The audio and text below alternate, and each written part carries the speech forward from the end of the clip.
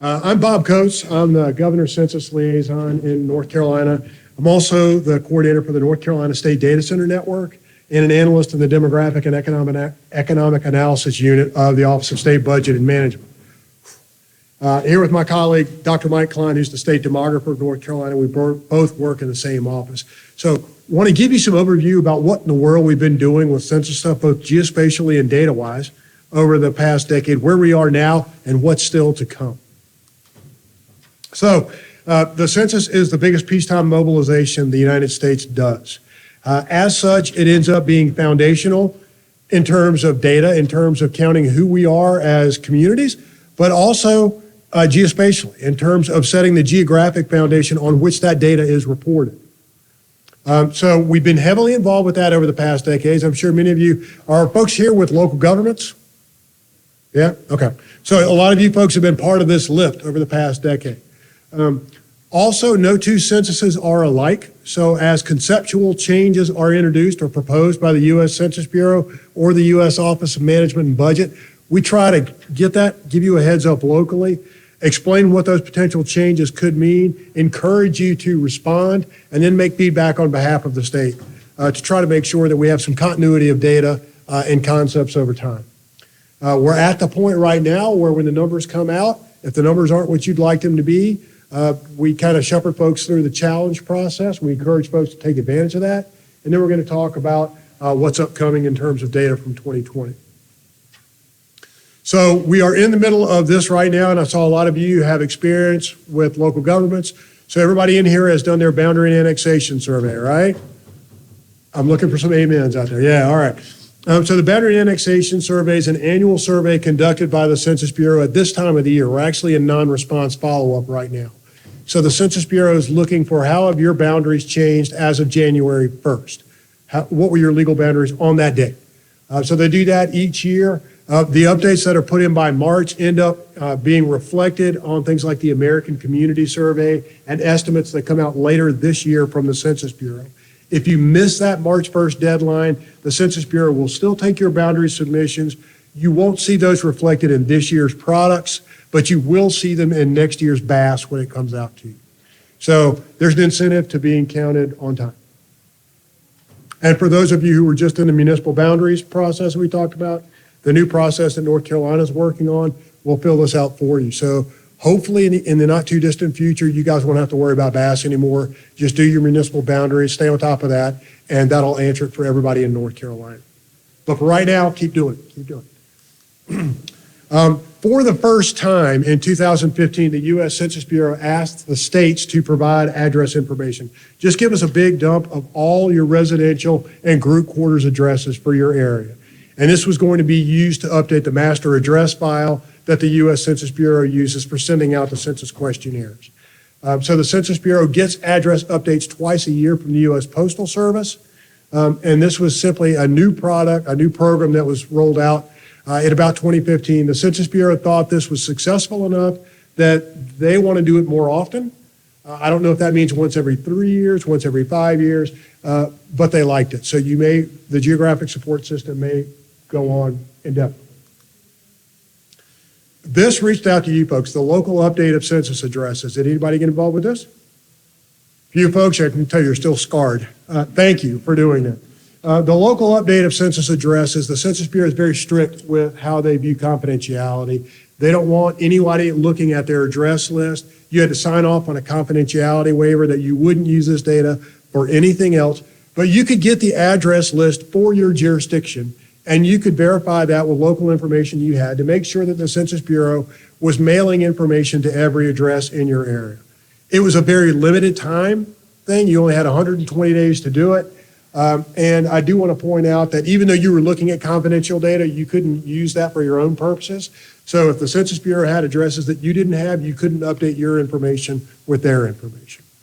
As soon as you provided your information, it became super top secret confidential for the Census Bureau. So they couldn't tell you, we accepted all of these and we didn't accept those. They could just tell you, we accepted some, but not all of your information.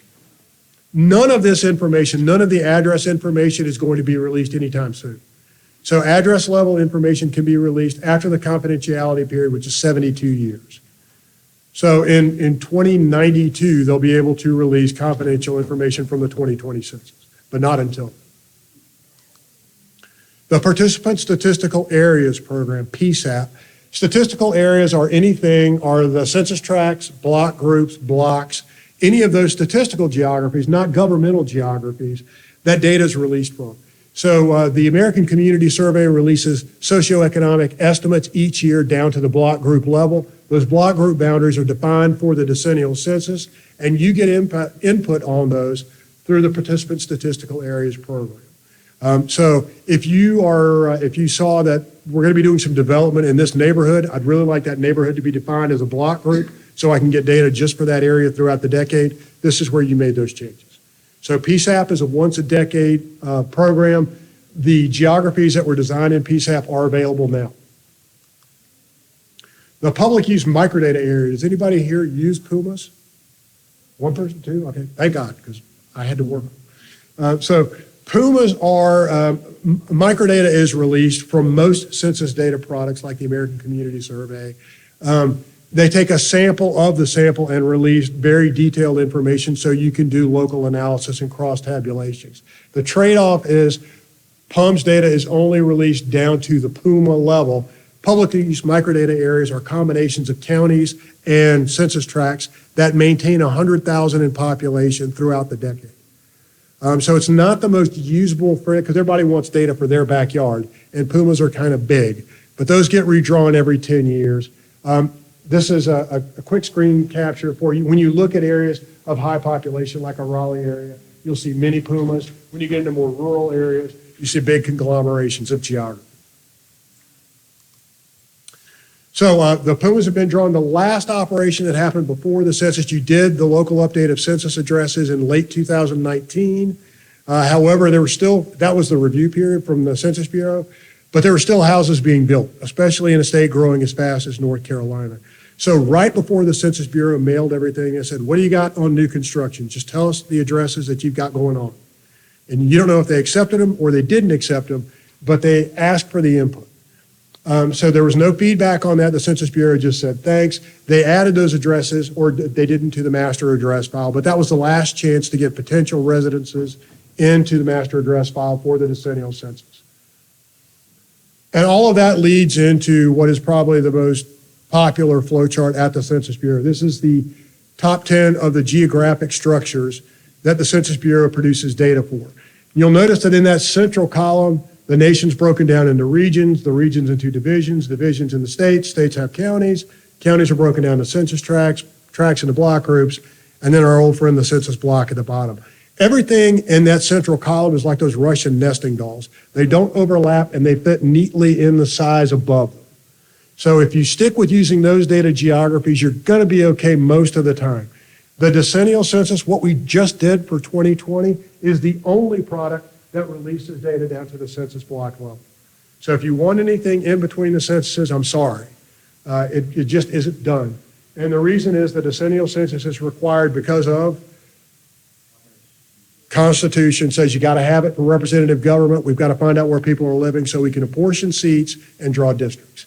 So that's done around the census block.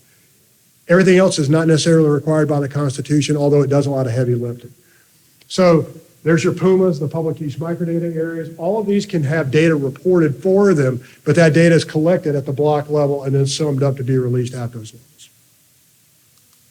Okay, so what's available? All that is history. All that is work that we did from 2015 all the way up to 2020, to the doorstep of 2020. Y'all did a lot of hard work just preparing that geospatial foundation on which the census was going to be conducted.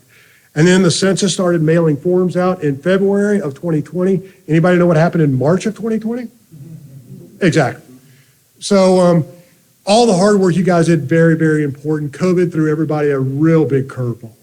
And that made collecting the information very difficult. It took the Census Bureau by storm. They had to pause operations for a couple of months. They extended the deadline for census operations. So all of that is in play on top of a new confidentiality protocol that's in place now. There's a lot going on with the 2020 census. All that being said, the Census Bureau released shape files in January of 2021 on a delayed basis because of COVID. The apportionment files, which were supposed to be released in December of 2020, came out in April of 2021. The redistricting data followed up in August. These give you, the apportionment is only total population and resident state populations. It's those total figures that are used for apportioning seats. What came out in redistricting is all the detailed information that's needed to actually draw those districts. So it's the voting age population and it's the total population by race, Hispanic origin, the group quarters population. Group quarters, it's a census speak. Things like nursing homes, prisons, college dorms, military barracks, those are group quarters.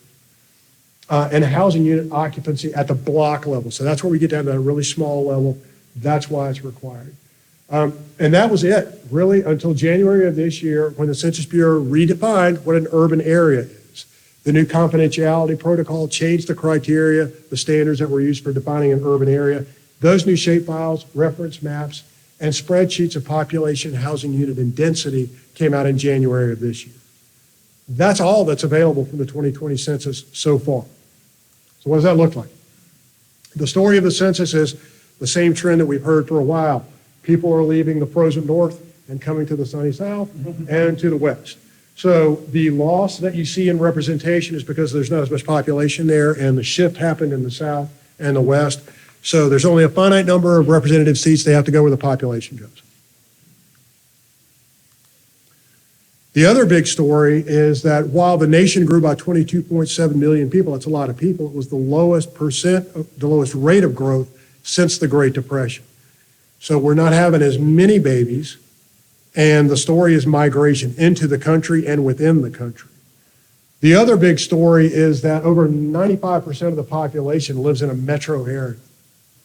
So non-metro, not necessarily rural, but non-metro United States is losing population in a very big way. And the Census Bureau, you may remember, there was a proposal to change the threshold for what a metropolitan area is.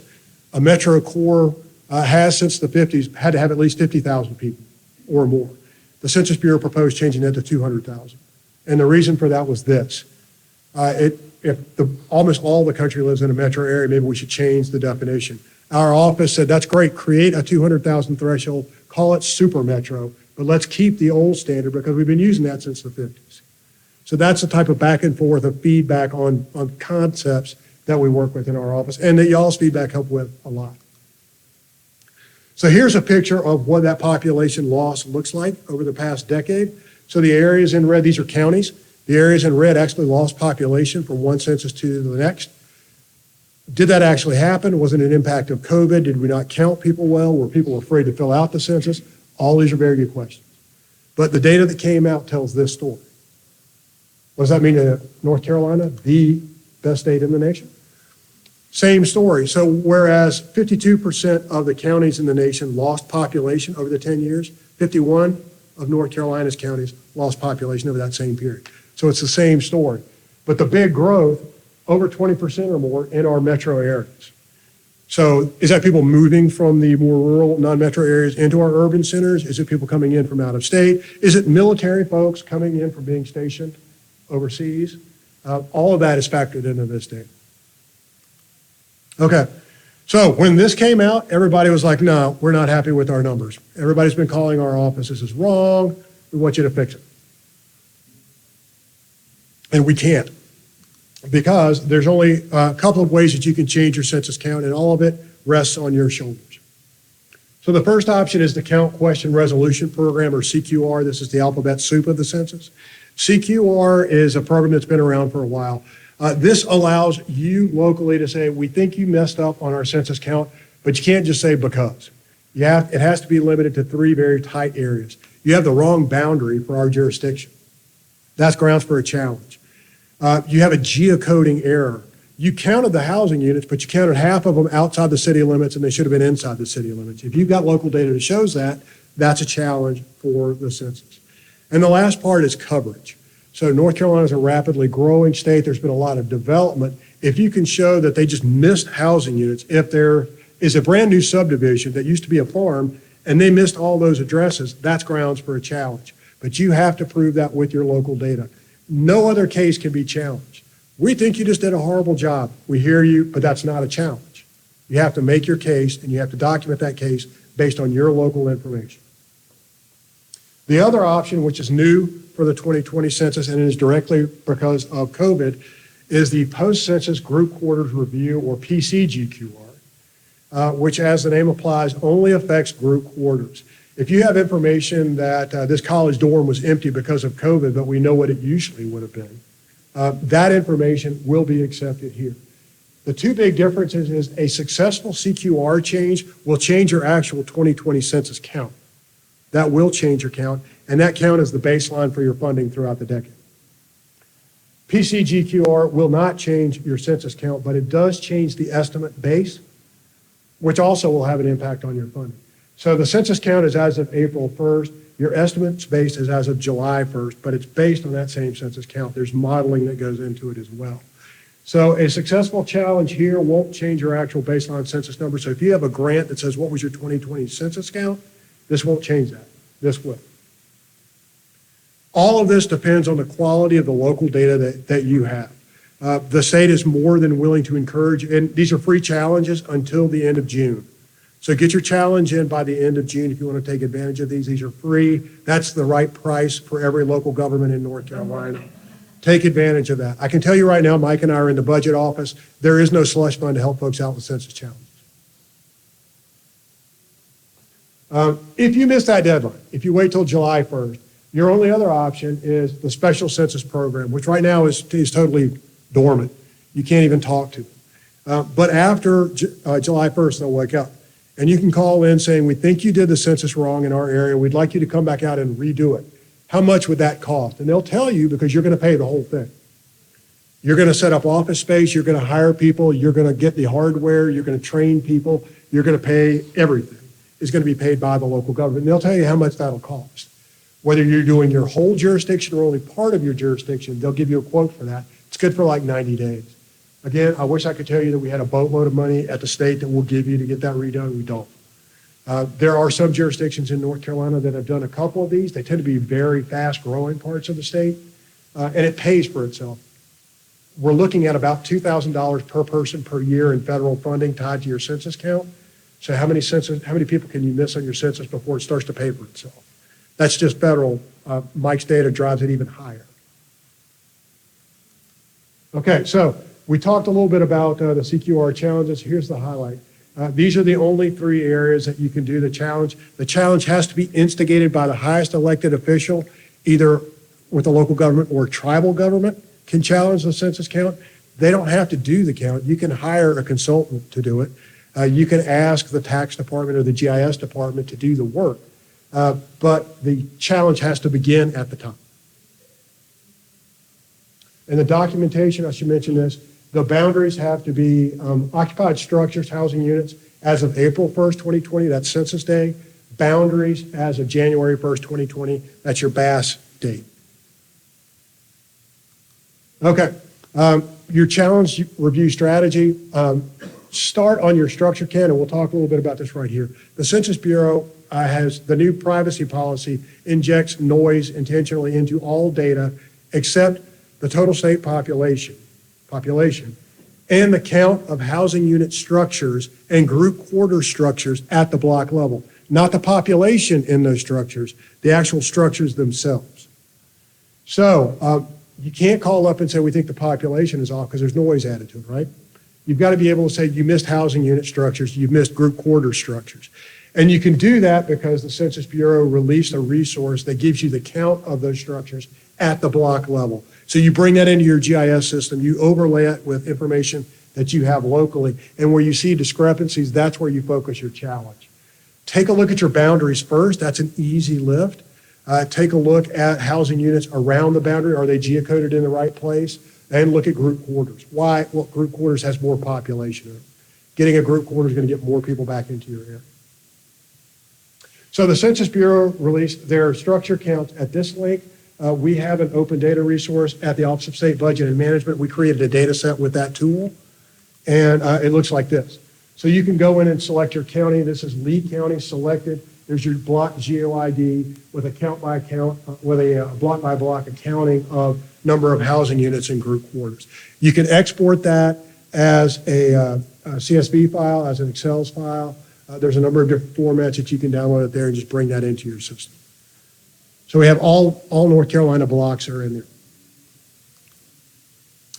The other tool, we hosted a couple of webinars with the head of the privacy branch of the U.S. Census Bureau, the head of the group quarters of the challenge process, the CQR program, and the head of the redistricting office at the U.S. Census Bureau. So you're welcome to hear their discussions of the whole process, kind of explaining how to go through the challenge process and how things operate. That's available through the OSBM website under local government webinars. There's a CQR website. Like I said, Mike and I would love to help you with all of your challenges, but this is out of our hands. This is completely a U.S. Census Bureau challenge process. So you can find the documentation at the CQR website, including participant guides that walk you through it step by step. This is what we expect to see from you for a challenge. Here's their phone number. They're just a little busy right now, so because this program is nationwide. So I would say try them at their email address first, and they will usually get back to you pretty quickly. I do have to say, as of this morning, there's only 2 locations in North Carolina that are challenging the census, and I know we've had more phone calls than that. So I know it's a lot of work on you locally, but there's a lot of dollars and cents at stake on this. So if you think your numbers are wrong and you have the data to prove it, take advantage of this before the end of June. So what's next, Bob? There are 2 more big data releases coming out, and these are the actual demographics to go with the geospatial information that's already out there. The demographic and housing characteristics file, the DHC, is coming out in May. The data that's already come out, this will give you more detail. So instead of just seeing the 18 and over population, you'll be able to see more detail on age, race combination information, household information, household makeup size, that kinds of information will be released with the DHC file. The uniquely named detailed demographic and housing characteristics, the DDHC file, is coming out in August. Same information, but what you're going to find out here is I don't necessarily need to know the number of Native Americans in my area. I want to know the number of Lumbee in my area. I want to know the number of people who are Black and white and Asian and Hispanic in my area. That level of detail is going to come out here. However, because of the new privacy policy that's in place, you're not going to get the same level of geographic coverage here that you get here. So in some cases, this data may only be available at the city or town level, where this data is going to go down to smaller geographic levels like the census block group and census block level. So that's the data that's coming out. Once this data is out, that's it. That's all the data that's coming out of the 2020 census. After all that's done and after the challenge window closes, later this year, the Census Bureau is going to redraw our metropolitan and micropolitan statistical areas. So, we mentioned there's been some talk about changing the criteria for these. The Census Bureau said, okay, we won't do that 200,000 threshold for metro areas this time, but we're still thinking about it for 2030. So that may come back.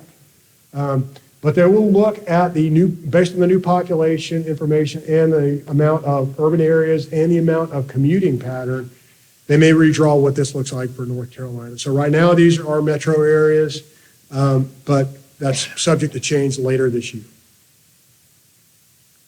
And once they draw that, that's it. So that'll be the end of the 2020 census release. Here's my contact information. Mike's going to come up and give you more information. I will tell you that our phone numbers are up here. Please feel free to give us a call. They are supposed to tear our building down sometime this year, so that may not work. Try email instead. And I'll be pretty brief. I'm going to skip over some stuff, but the worst place to be is between this session and a margaritas. So.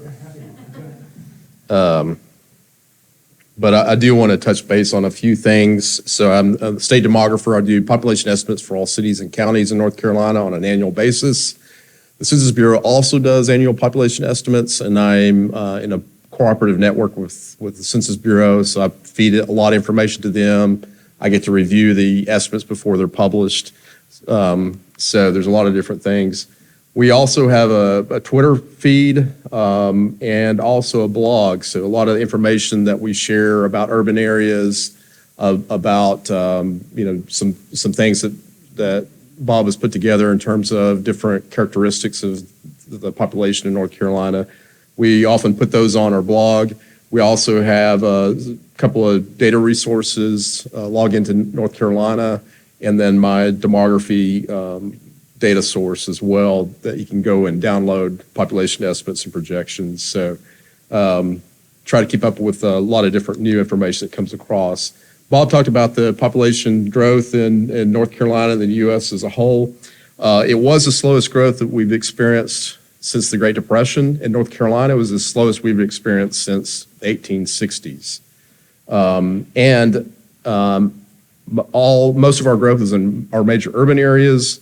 In fact, almost half of our growth occurred in Mecklenburg and Wake counties alone.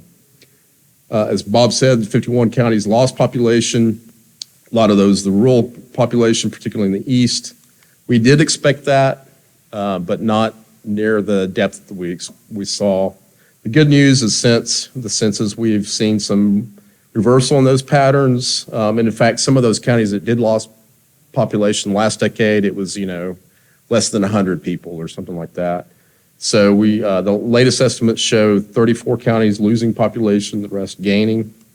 And it's important to provide, for you to provide information to us so that we can update our information and make sure we have good estimates of the population as we go forward.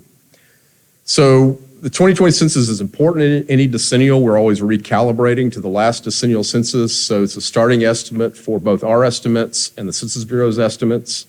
And so we did recalibrate to the 2020 census, which is also a good reason for making sure that those data are corrected if you have some issues with those 2020 counts. Census Bureau starts with that estimate or that count. And then updates based on boundary information from the BAS, and then also the corrections through CQR. Those are the same things that I use to update if there are some corrections. I have a little bit more leeway, but again, I've got to have good information. So in the case of the 2020 estimates that I provided, there were a couple of cases where I knew would be a simple CQR challenge. One community where a prison was, or two communities actually, where prisons were geocoded outside of the municipality when they actually should have been in. So those were some things that I knew could be corrected on my estimates. And hopefully those cities submit a CQR challenge so they can correct the 2020 counts. The data that's coming out will be important for our more detailed information for our estimates and projections. And then we also recalibrate our previous 2010 to 2020 estimates so that you can do kind of a trend analysis. I won't get into the details of this, but there are different methods the Census Bureau uses for their estimates and different than what I use. Some cases the Census Bureau has some information that I don't have. Other cases I have more detailed or more current information, so there are some differences in both the modeling but also the data that are used. The one thing that I do want to point out is that the Census Bureau and our estimates are always July 1st of the estimate year, so the previous year. So this past year, we both produced 22 estimates. In 22, we estimated the population for July 1st, 2021. This year will be July 1st of 2022. So it's the same estimate year. Boundaries are different. Census Bureau is January 1st.